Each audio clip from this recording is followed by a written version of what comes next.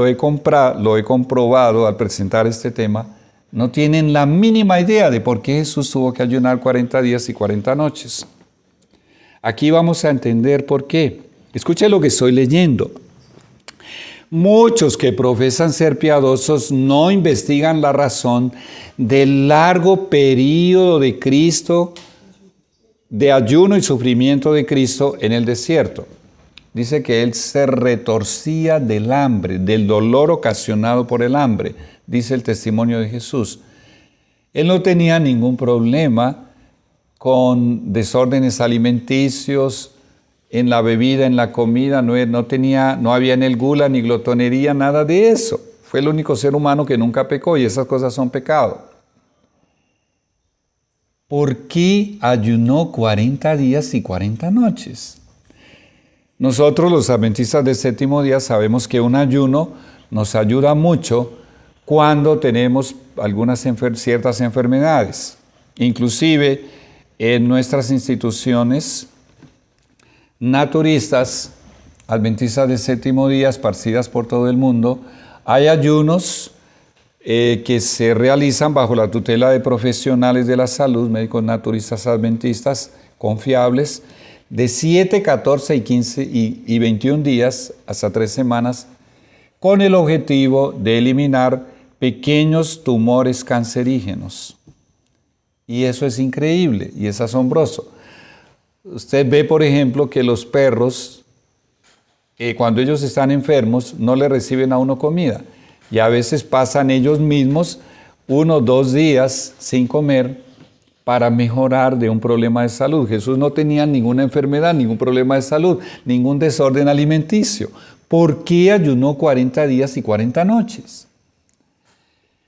Su angustia no se debió tanto a los tormentos del hambre. Aquí hay un poco de luz, pero al final vamos a entender mejor. Si su angustia no se debió a los tormentos del hambre, entonces ¿a qué se debió? Aquí dice, a su comprensión de los terribles resultados en la raza humana de la complacencia del apetito y la pasión. Increíble. Sabía que el apetito sería el ídolo del hombre y lo induciría a olvidar a Dios y que le estorbaría directamente en el camino de su salvación. Está en la Temperancia, página 19. Ya vamos a volver allá. En realidad ya dimos parte de la respuesta del título de este tema. ¿Cuál es el título de este tema? Un hermano que lo diga. ¿Cómo venció Jesús? ¿Qué más? El poder del apetito pervertido en la raza humana. No ejercía Satanás ese poder sobre Jesús, porque Jesús le ganó todas las batallas. El sacrificio lo hizo por otros, por la raza humana. La complacencia de los apetitos y pasiones desnaturalizados ejerce una influencia poderosa sobre el sistema nervioso del individuo. Los órganos animales se fortalecen, mientras que las fuerzas morales van perdiendo su vigor. Ahora escuchen esta declaración asustadora. Es imposible que una persona intemperante sea cristiana al mismo tiempo. ¿Escucharon eso? Es imposible que alguien que no ha podido subyugar el apetito pueda decir soy cristiano. Esto es asustador. ¿Por qué? Aquí dice ¿por qué? Porque sus facultades superiores llegan a ser esclavas de las pasiones. Hermanos, esto debería estremecernos. Está en Testimonios para la Iglesia.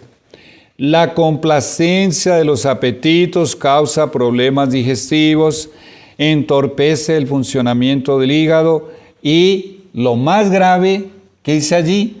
Anubla el cerebro. Increíble. De este modo pervierte la disposición y el espíritu del hombre. Consejos sobre la salud. Bueno, para los que están aquí y los que van a ver este video, si no ha leído estos 5 libros, por favor léalos. consejos sobre el régimen alimenticio, la temperancia, consejos sobre la salud, el ministerio médico y el ministerio de curación. Lea esos 5 libros, devórelos si no los ha leído.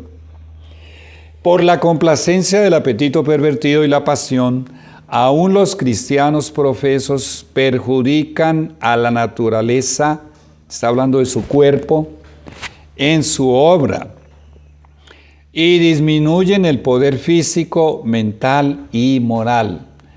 Este librito, La edificación del carácter, tiene un poco modificado el nombre del original en inglés, pero ahí lo tienen, está en la página 32. Nuestro Salvador advirtió a sus discípulos que inmediatamente antes de su segunda venida existiría un estado de cosas muy similar al que precedió al diluvio. Entonces recordemos las palabras del Salvador. ¿Estaban entregados a qué? A la glotonería. Él mencionó el comer y el beber. La gula, la glotonería. También él advirtió que nos estuviésemos atentos y vigilantes para que no fuésemos a caer en glotonería, en gula. Este estado de cosas, el comer y beber sería llevado al exceso y el mundo se entregaría al placer. Este estado de cosas es el que existe hoy. El mundo está mayormente entregado a la complacencia del apetito. Esto está en Christian Temperance en Bible Hagini. Generalmente no se enseña a los niños acerca de la importancia de cuándo, cómo y qué deben comer. Se les permite satisfacer sus antojos libremente, que coman todo el tiempo, que se sirvan fruta cuando se sienten tentados a hacerlo, y también cuando se trata de pasteles, tortas, pan y mantequilla, dice aquí entre paréntesis, y los dulces que comen casi constantemente, los convierten en ¿qué? Desde niños. Que llegó alguien con algo en la mano, ¿a quién es el primero que esa persona le ofrece? A los niños, por lo general. Que a alguien se le ocurrió abrir cualquier cosa allí de comer o traer algo de comer, el niño yo quiero, y el papá, la mamá, corra a darle. Es triste ver, presenciar esas escenas en hogares adventistas del séptimo día. Increíble. ¿Qué hace con ellos? Los convierten en glotones y dispépticos. Los órganos, lea esto conmigo, los órganos digestivos, como un molino que marcha continuamente, se debilitan. ¿Qué acontece con la maquinaria digestiva? Se debilita.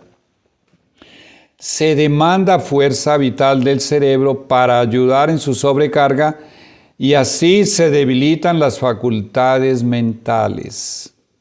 El cerebro va debilitándose cada vez más. El estímulo antinatural y el desgaste de las fuerzas vitales los hacen, está hablando de los niños, los hacen ¿qué? Nerviosos, impacientes para reprimirse, tercos e irritables. Y eso llega a ser tan demoníacamente descontrolado que la madre, generalmente que pasa más tiempo con el niño, ella somete su voluntad a la voluntad del niño y es lo que el niño diga. Come lo que el niño le manda. Es algo asombroso. Llegamos a ver escenas que nos harían o nos hacen llorar en ciertos países. Usted le coloca frutas a un niño para el desayuno. Nuestra propia hermana Elena vivió una escena de esas en un viaje en tren. Estaba comiendo en la hora del almuerzo manzana y pan integral y una niña que le daban todo lo que ella quisiera se antojó de la manzana y ella cariñosamente le dio su manzana. Apenas la niña la vio, la cogió y la espatifó en el piso. Imagínense. A este tipo de niños trate de colocarles una ensalada en el almuerzo. No, yo no como eso. Es una cuestión monstruosa. Pero los padres son los principales culpables porque van educando al niño en ese camino diabólico desde temprana edad, desde pequeñitos, algunas veces desde bebés. Escuche esto, hablando de los niños, no se les puede tener confianza a menos que estén bajo la mirada de sus padres. A veces parecen muertas las facultades morales de los niños y es difícil despertarlos para que comprendan la naturaleza vergonzosa y penosa del pecado. Caen fácilmente en hábitos de prevaricación, engaño y con frecuencia esos niños mienten descaradamente. Los padres deploran estas cosas en sus hijos, pero no comprenden que es su propia conducta desacertada lo que ha provocado el mal. No han visto la necesidad de reprimir los apetitos y pasiones de sus hijos, y estos se han desarrollado y fortalecido con los años. Ahora va a hablar de las madres. Las madres preparan con sus propias manos y colocan delante de sus hijos un alimento que tiene la tendencia de dañarlos física y mentalmente.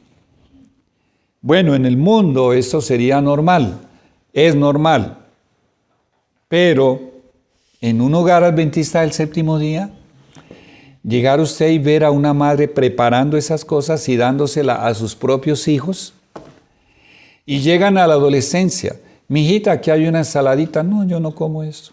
Mira, aquí hay unas frutas, no, eso no me gusta. Pacific Health Journal, mayo de 1800, pero también está en conducción del niño. Muchos que han adoptado la reforma pro salud han abandonado todo lo perjudicial. Bueno, muy bien, amén por eso. Pero aquí hay un grave problema en que muchos están incurriendo. ¿Muchos qué? Que ya son veganos.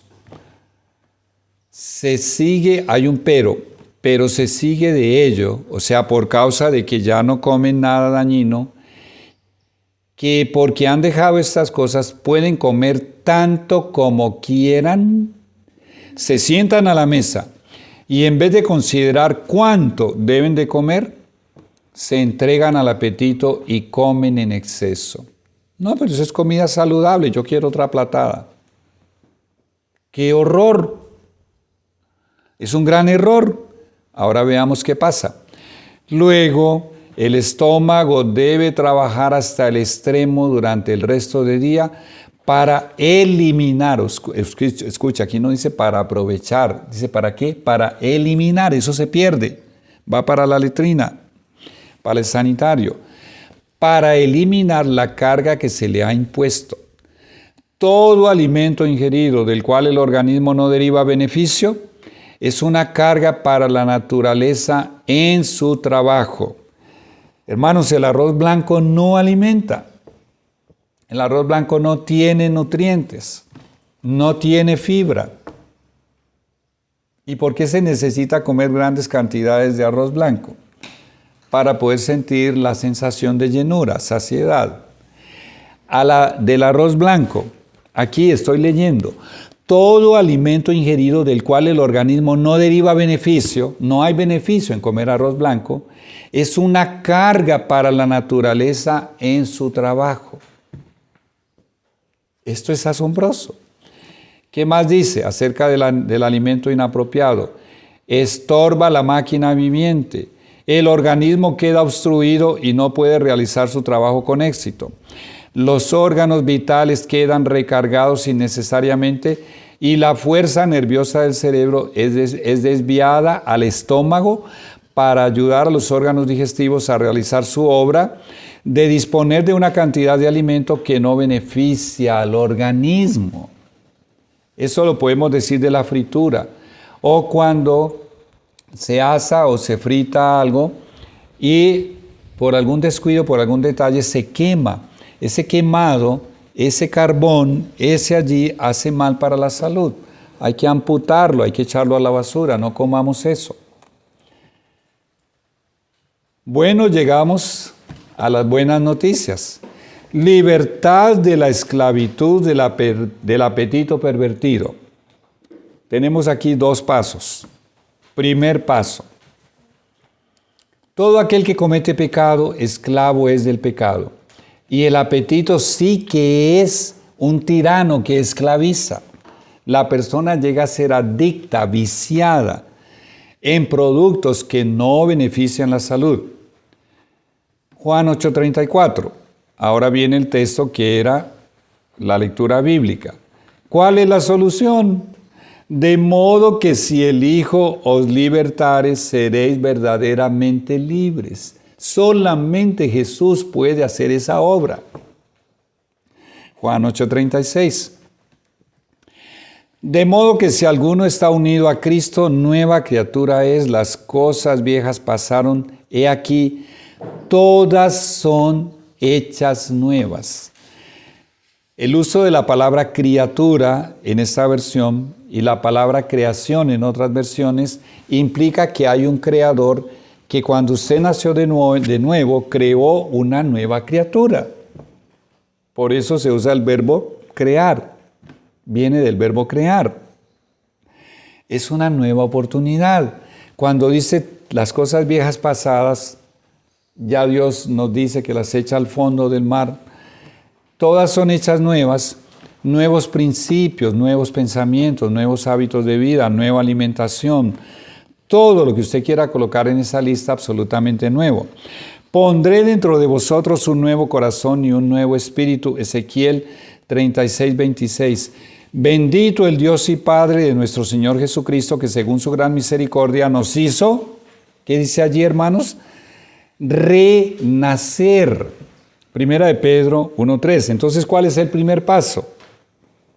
Un renacimiento. Nacer de nuevo. Nacer una segunda vez. Ser convertidos, se le llama también conversión. Ser transformados. El apóstol Pedro dice llegar a ser participantes de la naturaleza divina. Jesús los llama nacidos del Espíritu. Ese es el primer paso.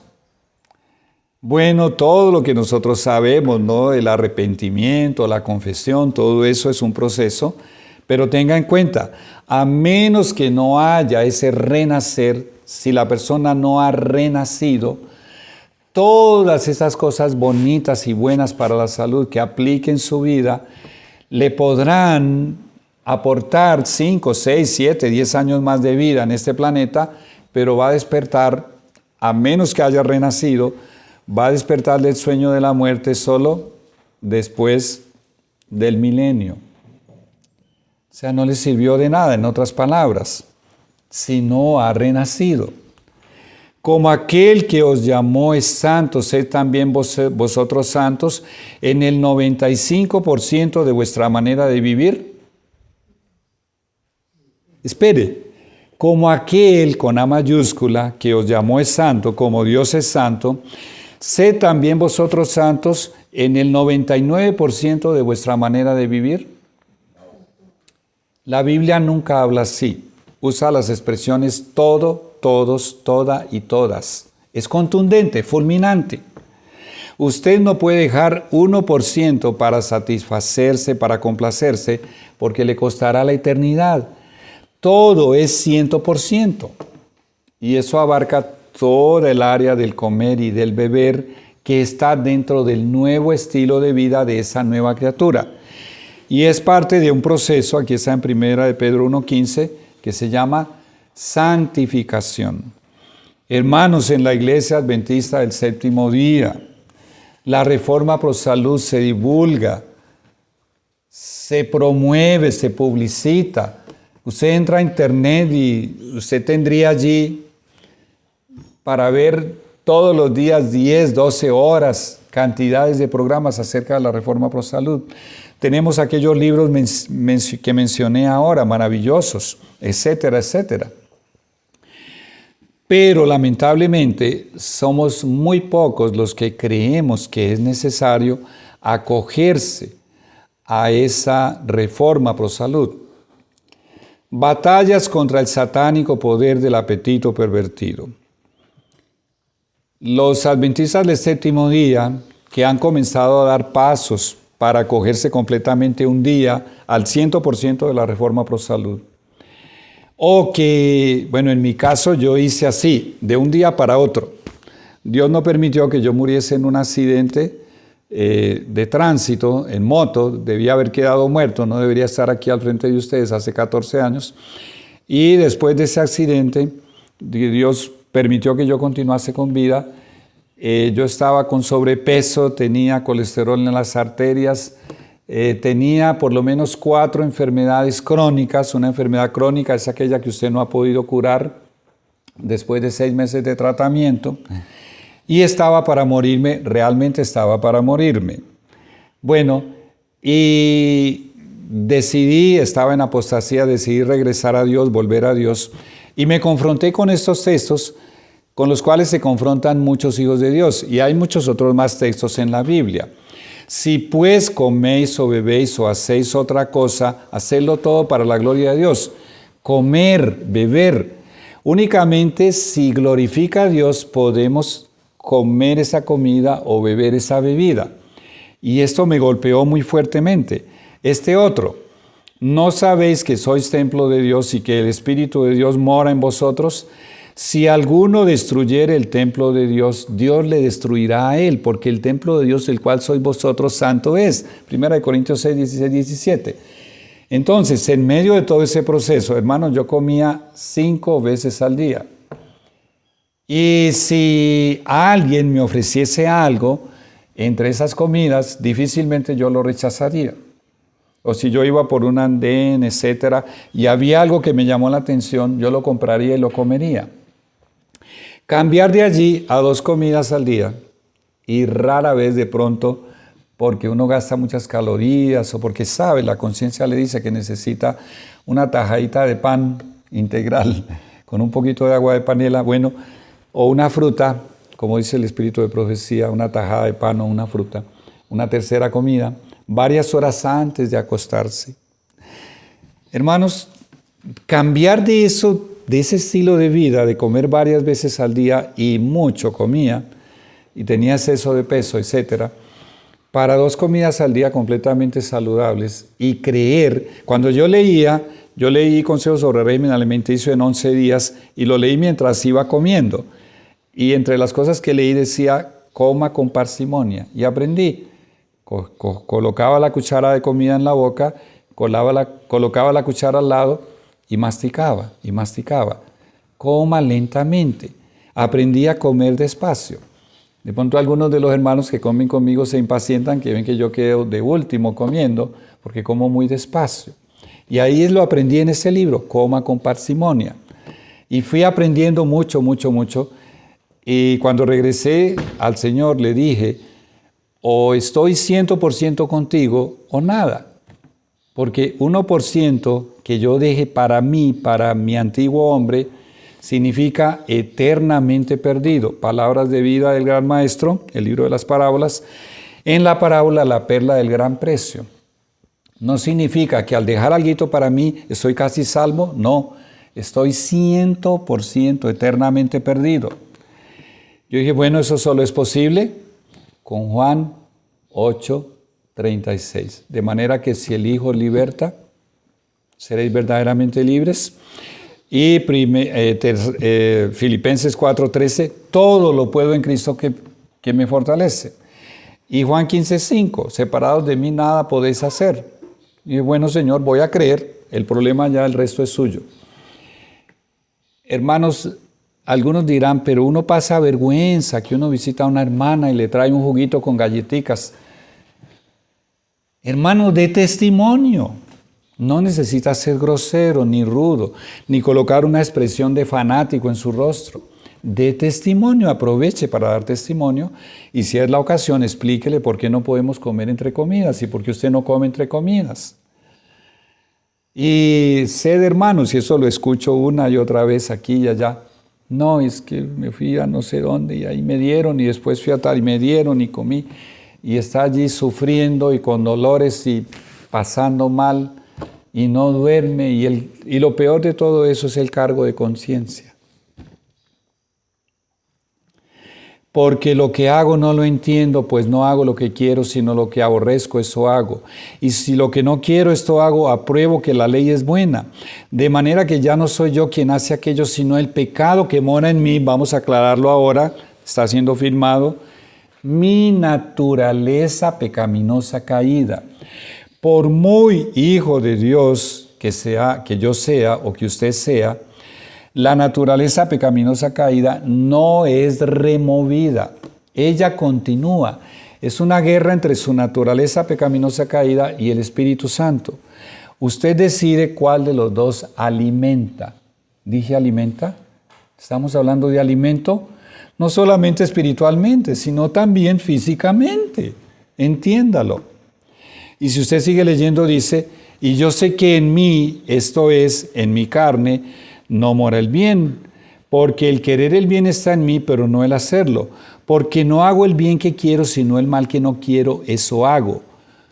Hermanos, con muy pocas excepciones, Romanos 7, 16 al 19, con muy pocas excepciones, las batallas con muy pocas excepciones. ¿Por qué digo que hay excepciones? ¿Por qué digo que hay personas que no padecen de ese problema? De algunos por lo menos, o un porcentaje de ellos en algunos lugares del mundo, porque casi no hay que comer. Hermanos muy pobres que comen, digamos, 30, 40% de lo que comemos aquí. Y allá llega el Evangelio, llega el mensaje de salud. Para ellos es la cosa más fácil, acogerse a la reforma pro salud. Ya son temperantes, digámoslo así, contra su voluntad, contra su naturaleza pecaminosa caída. Entonces no tienen cómo, porque no hay comida. Imagínense. Entonces, con esas excepciones, con muy pocas excepciones,